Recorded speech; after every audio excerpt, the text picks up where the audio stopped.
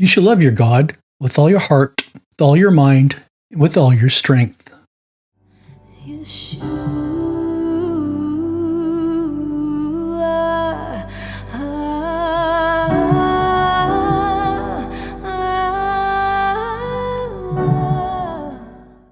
Welcome, Tales of Glory listeners. I'd like to welcome you back. This is the episode 108.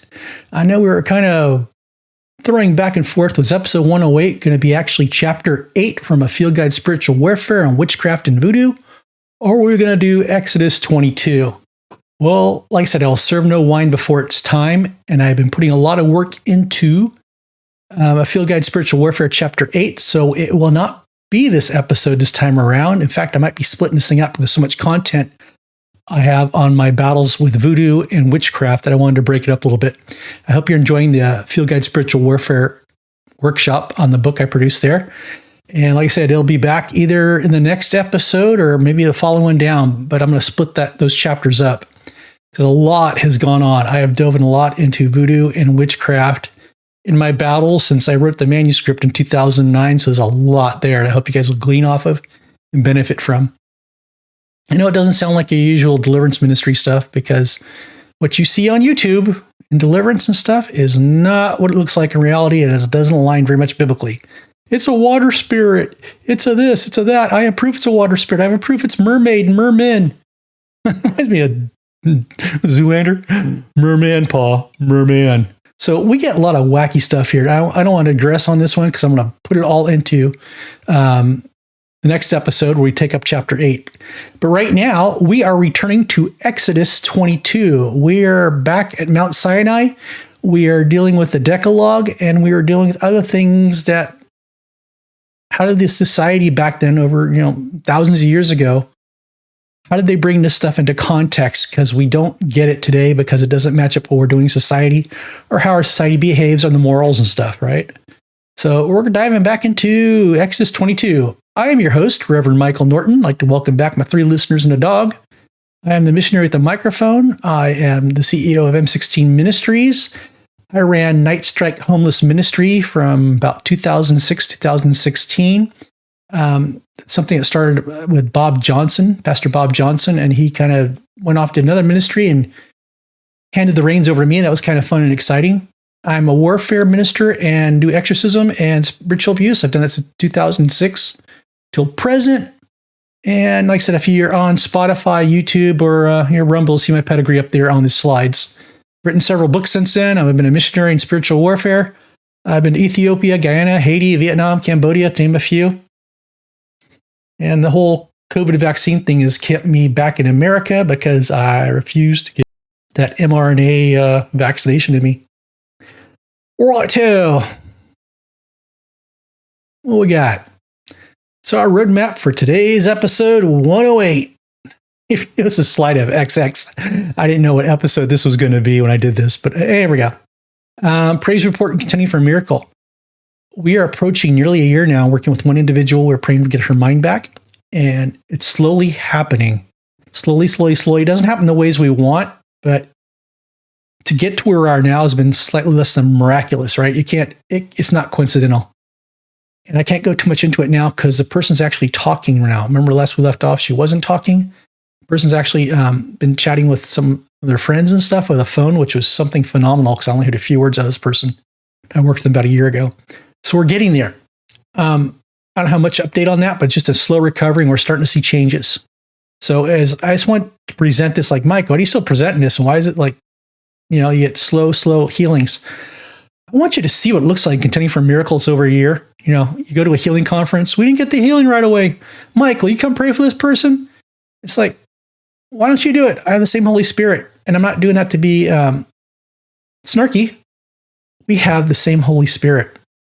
The same Holy Spirit that works in me and works in other people when we do these battles is going to work through you. You're going to see the same miracles. Remember, Jesus said you're going to see greater miracles after him. These are it. You got to roll up your sleeves, man. You got to get messy. It may take a while. It may tear your heart out. It may be frustrating. It may be, that's the way sometimes moving a mountain looks like. All right. So there we are. So Let's close the door on praise report contains miracles. Let's jump into Exodus 22, laws about social justice.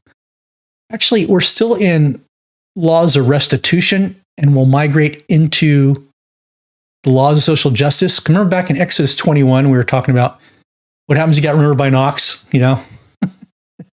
Did you have auto insurance or do you have ox insurance to take care of that? We're still kind of migrating some of this stuff now, but now we're more into relating back to how it correlated to Decalogue. So we're going to start talking about Oxen again, about how it talks about thou shalt not steal, and a couple of other things, right? And how we did a couple of these laws to point back to the Decalogue. I know some of this stuff may sound boring right now, but remember, this is what the society looked like. We're at Mount Sinai with the Israelites. We're dealing with stuff. We're still in the midst of miracles happening, going on left and right, but we still must clearly understand the laws of God while we're here. And surprisingly, towards the end of Exodus 22, we have laws that pertain to the supernatural here. It's going to be interesting. We'll go into that.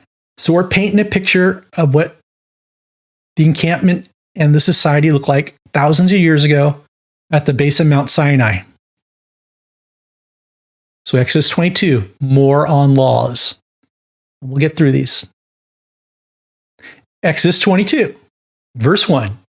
If a man steals an ox or a sheep and kills it or sells it, he shall repay 5 oxen for an ox and 4 sheep for a sheep. If a thief is found breaking in and is struck so that he dies, there shall no be blood guilt for him. But if the sun has risen on him, there shall be blood guilt for him. He shall surely pay. If he has nothing, then he shall be sold for his theft. If the stolen beast is found alive in his possession, whether it is an ox or a donkey or a sheep, he shall double pay. So again, Exodus 21 through 23, as we go through these, we still have one more chapter on laws, 23, we're midway. Exodus 21 through 23 is basically a compendium on application of the 10 Commandments to an assortment of various situations. We have to bring it into context. We can't judge an ancient text according to the way we do things, right? So we're going, Mike, what's this stuff about slaves for? Why is it about being run over by an ox? What's it about putting a thief to death if he's, blood guilt or something like that if he steals an ox? What is all this stuff? We have ox thefts today, probably in the third world, but we don't have it here in the Western world. So how do we wrap our minds around this? That's kind of what we're doing. But we want to go back to Exodus, right? Thou shalt not steal. I put Exodus 1. That's totally incorrect. I would say Exodus 21 were the 10 Commandments. One of those. So we're in thou shalt not steal the Decalogue. That's where we're at. I'm sure my brain's kind of shut down right now. Don't do that, Mike. We're in the middle of a show. We need the brain back. Prime it. So in verse 5, if a man causes a field or vineyard to be grazed over or lets his beast loose and feeds in another man's field, he shall make restitution from the best in his own field and in his own vineyard. Right? We're about restitution again. So it's not theft. Something happened, but we must bring restitution. Verse 6. If fire breaks out and catches him in thorns so that the stacked grain or the standing grain or the field is consumed, he who started the fire shall be made full restitution. So you're out there having a barbecue or something, knock over your barbecue, and the gas lighter fluid goes into the neighbor's grain field there, and you cause fire. Even though you're having a happy barbecue, you didn't mean it. You must bring full restitution to the field. It's only fair. That kind of resonates today too, right? You do something, burn somebody's house down. We usually have insurance though, right? We'll have insurance cover it. But still, there's some sort of restitution we paid into. Verse 7, if a man gives to his neighbor money or goods to keep safe, and it is stolen from the man's house, then, if the thief is found, he shall double pay. If the thief is not found, the owner of the house shall come near to God to show whether or not he has put his hand to his neighbor's property. So God, did my neighbor do it? I want to use the and therm on this one. I don't know if they had that then. Yes or no, right? It's crazy. But bring it to God. God, did my neighbor do this? Did I leave something with my neighbor and he stole it? 9. For every breach of trust, whether it is for an ox or a donkey, for a sheep, for a cloak, or for any kind of lost thing, of which one says, "This is it," the case of both parties shall come before God. The one whom God condemns shall pay double to his neighbor. If a man gives to his neighbor a donkey or an ox or a sheep or any beast to keep safe, and it dies or is injured or is driven away without anyone seeing it, an oath by the Lord shall be between them both to see whether or not he has put his hand to his neighbor's property. The owner shall accept the oath, and he shall not make restitution. So we're putting it before God. Did the neighbor steal the ox? Or the sheep? Did the neighbor do something wrong? If not, let's bring the decision for God. Was it a total mistake? Did the sheep run off? Somebody else stole it, right? So bring it before God to make the decision here judicially. Verse 12. But if it is stolen from him, he shall make restitution to its owner. So I lent you my oxen weeder, lawnmower / power tool, and it was stolen from you. So it was in your care, therefore you have to repay it, right? Give me restitution for it. 13. If it is torn by beasts, that is the oxen and the sheep, let him bring it as evidence. He shall not make restitution for what has been torn. Interesting. So whatever hasn't been chewed off, he makes restitution for. 14. If a man borrows anything of his neighbor, and it is injured or dies, the owner not being with it, he shall make full restitution. It's crazy. It's all in borrowing stuff here, huh? Man borrows anything from his neighbor and is injured or dies. The owner not being with it, he shall make full restitution. So if it's in your hands, you own it, you lose it, you break it, you own it. Is that what the term we have today? You break it, you own it, you break it, you bought it, right? Verse 15, if the owner was with it, he shall not make restitution.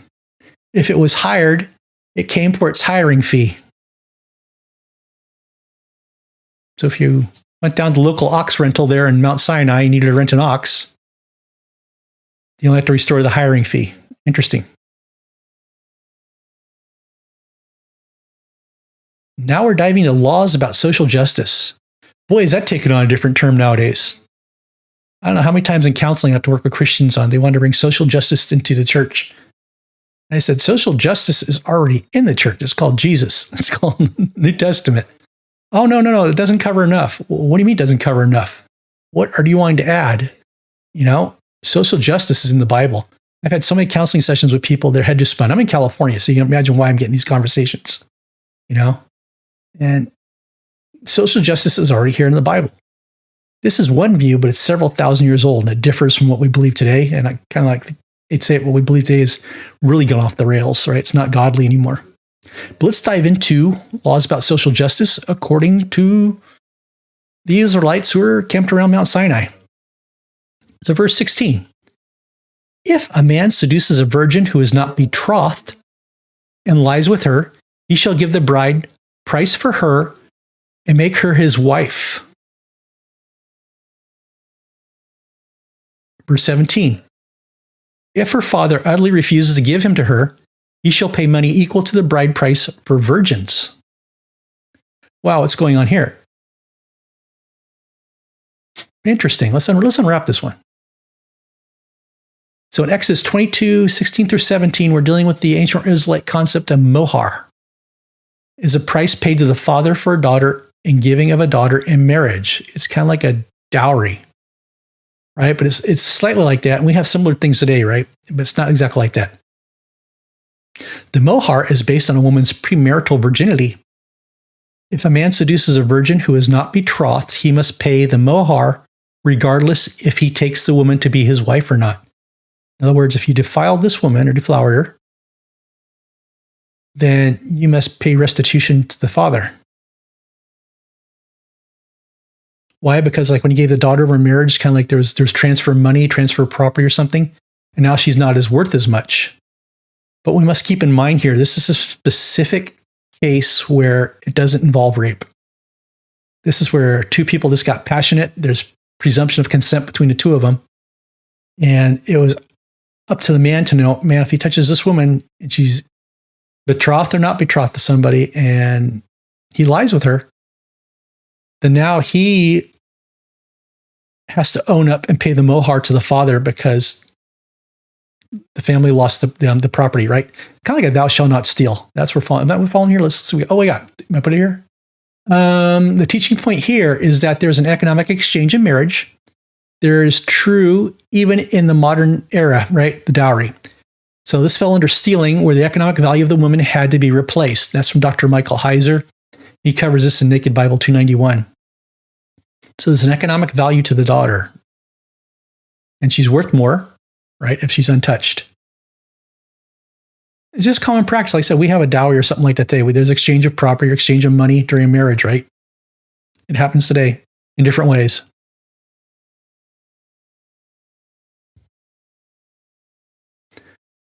Verse 18. Now we're diving into laws of social justice here for sure. You shall not permit a sorceress to live. Okay, we're diving into the supernatural here. What should you be seeing in the verse, you shall not permit a sorceress to live? Why is this important? Remember where the Israelites are camped at, right? Around Bashan there, and we had, who were down there? Rephaim, those guys? Who are we pointing back to here? Whoever lies with an animal shall be put to death. God flooded the earth because of defilement to animals. What's going on here? Who are we pointing at? Whoever sacrifices to any god other than God, the Lord alone, shall be devoted to destruction. Who are the other gods? The Elohims. Okay, I hope you guys got this one. We're putting this together. This is why this is here. Exodus 23, 20 verse 3. You shall have no gods before me. We are referring to, in this land, the Rephaim, the watchers, the idolatry, right? If you're worshiping the Elohims, right? The territorial spirits, using divination, the Elohims, there is severe death penalties and offenses. Remember, they're at Mount Sinai. Historical-wise, with these people, Yahweh recently demonstrated who he was to Pharaoh and the worshippers of other gods, the Elohims. He sent the plagues in the Red Sea. And these are the sons of God from Genesis 11, right? The territorial spirits, right? These are who these are. And so between the watchers and their idolatry and their witchcraft and the territorial spirits who want to be worshipped, God will have none of that. You shall have no gods before me, no Elohims, no territorial spirits that I carved out in Genesis 11. You're to worship me alone. That's what's going on here. And it apparently has a death sentence, right? Verse 21. You shall not wrong a sojourner or oppress him, for you are sojourners in the land of Egypt. You shall not mistreat any widow or fatherless child. If you do mistreat them and they cry out to me, I will surely hear their cry. And my wrath will burn, and I will kill you with the sword, and your wives shall become widows, and your children fatherless.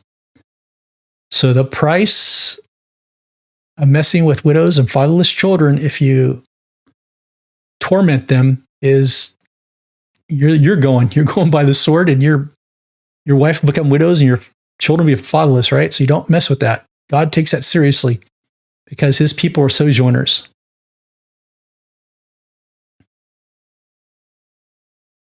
If you lend money to any of my people with who is poor, you shall not be like a moneylender to him, and you shall not exact interest from him.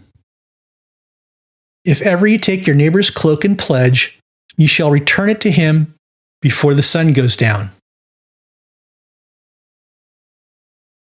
Right? Don't let your neighbor be cold. Be conscientious of things. You're God's people. Be conscientious.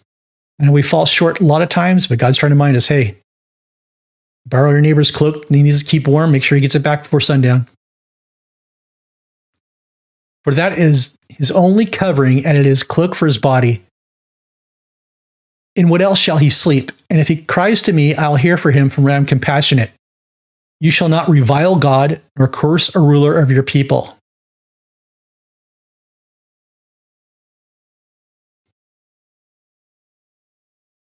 You shall not delay to offer from the fullness of your harvest and from the outflow of your presses. The firstborn of your sons shall be given to me. Verse 30, you shall do the same with your oxen and with your sheep. 7 days it shall be with its mother. On the 8th day it shall be given to me. You shall be consecrated to me. Therefore, you shall not eat my flesh that is torn by beasts in the field. You shall not throw it to the dogs. So we're supposed to eat clean and consecrated, right? That was kind of the whole thing. Remember this probably telegraphs over to Ezekiel. I've been reading through Ezekiel now, right? Ezekiel was a priest, and God told him, hey, I want you to bake your bread over, dung, human dung. And Ezekiel goes, I've never eaten defiled food. I can't do that. And so God goes, fine, use cow dung or something else, right? Showing the desolation that Israel will be thrown into, because we are to be consecrated people, and we're not to eat things that are unconsecrated or, what's the term now? Not kosher. It won't be kosher. So if it's torn, it'd probably be bloody too, right? It'd be bloody meat, and we're not to eat the blood, right? So there's a lot of things going on here. And it's probably not safe for us either. So God's warning us on more levels than one. So that's the whole thing here. It carries out. You shall be consecrated. Not just the priests. Who? You. You shall be consecrated. Therefore, you shall not eat any flesh that is torn by the beasts in the field, because you'll be consecrated. Good stuff there. Good stuff. Concluding remarks. Like I said, we're still diving through the applications of the Decalogue and how the society of the Israelites, as they encamped around the Mount Sinai, embraced the Ten Commandments, the Decalogue.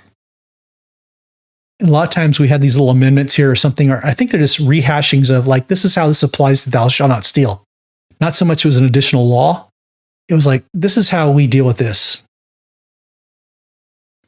So it's kind of interesting. And I liked, caught the last part too of the social justice. Thou shalt not eat flesh. Thou shalt not, worship other people. So it's God speaking again. Thou shalt not, right? And those things, there's no bestiality, right? Why? Because that was the wickedness of the watchers. Sorcery, wickedness of the watchers, and worshiping of the Ben Elohims, the territorial spirits. Won't have that. So we applied these laws. Interesting enough, it was enough that some of these laws, like sorcery and divination of contacting other spirits, that was a sentence you'd be put to death right then and there for. Right then and there. They wouldn't tolerate it. Because God is a jealous God. You worship no God before him. That's important. Now we see this stuff too. I hear quite a bit too, and I hear it frequently in the cases I'm working with, and people, a lot of times too, it's through demonic oppression. They hear that God was mean. How God would be a loving God when he's wiping these people out, putting these death sentences on? Because remember, the people God was telling to go wipe out were tribes of the Rephaim, tribes of the Watchers, tribes that were defiled, tribes that had defiled DNA and had supernatural junk in their DNA that didn't belong there. And they were abominations. So God says, watch out for their food, watch out for their cattle, don't take anything back from them because they're worshiping witchcraft. Remember we talked about this? I think we talked about this defiled objects too in my last episode of Tales of Glory. We went through chapter 7 of defiled objects in Field Guide Spiritual Warfare. Same thing applies here. Remember Achan got in trouble. Was it Joshua said, don't bring any junk back from... Was the Amorites? They're battling the Amorites, right? Who are the Amorites? The Nephilim. So this area is just taint of these people. When God says wipe them out, it's because they're very bad occult people. And they sacrifice their children. They're into witchcraft. They drink blood. Check, right? Check all the way down. So we just go down the list here of how bad these people were. That's why God wanted them wiped out. He didn't want them anywhere near his people. They're like horror film. They're like a horror flick, right?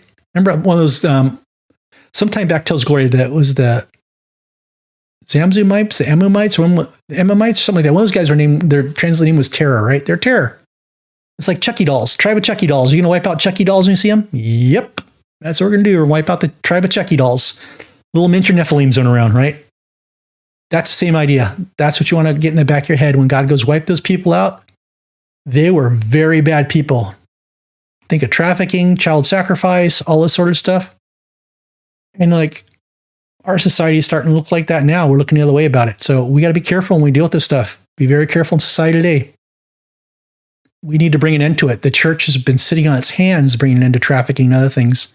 I keep saying that the church should be uniting right now. We're in some very weird, dark, prophetic days as America. Is America going to survive? I heard an interesting sermon from a pastor that resonated. The reason we have a president in America that can't remember his own name is because America won't remember the name of God. And so that is part of our judgment, right? And we could be sent into exile. We keep hearing warnings about China and all these countries. Look at, we're no longer safe. There's no peace anywhere in the world, right? It's fallen apart. Things could happen or it could happen not, right? Jesus can return tomorrow, or Jesus can return 1,000 years or later. We don't know. But it's our duty of the church just to not sit in our hands and have great shows. We prepare a show every Sunday and stuff, and 15-minute great production. So we throw money in the basket or use our app to donate money and things like that. That's what we've gotten down to. Promote the show financially and through likes. We need to get back to the grassroots basics. I think God will. Because the church has ignored so much. I've already harped around digital currency. Centralized digital currency will destroy the church as we know it. We'll be back to home churches and underground churches. And that's not far away. That's already in the books, already set up in the banks. China's already doing it. And we have our little president in the White House, can't remember his own name, who bows down to China and does whatever they tell him to do. It's getting sad. He won't defend Israel. He won't defend Taiwan. But here it comes, guys. If the church doesn't stand up, the church will be held accountable. We're thinking, we're worried about rapture right now. I told you revival's coming, rapture. The church is in a sad state right now.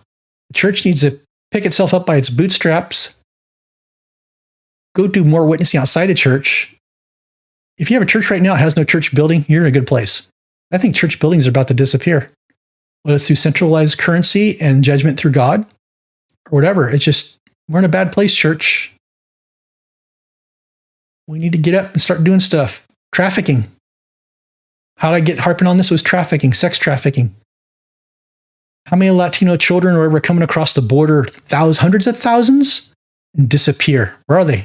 They're being sent into trafficking and probably sacrificing and all sorts of horrible stuff. Labor camps, and that's here in America. And we're embracing this stuff. So what would the God of Israel do? Remember? If we don't help the fatherless child, he'll make our children fatherless. We don't help the widow. I'm saying we can correlate not helping the fatherless children by the ones coming across the border and trafficking. What do we do? And we're sucking up so much money right now with large ministries and mega churches. They're not doing anything. Somewhere something's got to give birth, right? Something's got to happen. Anyhow, I probably dragged this out long enough. So that is Exodus 22. We'll probably hit Exodus 23, or we might dive back into chapter 8, part 1, maybe multiple parts on voodoo and witchcraft. Like I said, I got a lot of stuff to say there, and I didn't want to push it. I felt myself pushing material. I didn't want to push it. So if we have more Exodus coming out, all the better. And we'll get through stuff. And I've been also going back reading through St. Teresa of Avila to start producing stuff after probably a feel-good spiritual warfare is done with too. And here we go, guys. That's it for Exodus 22.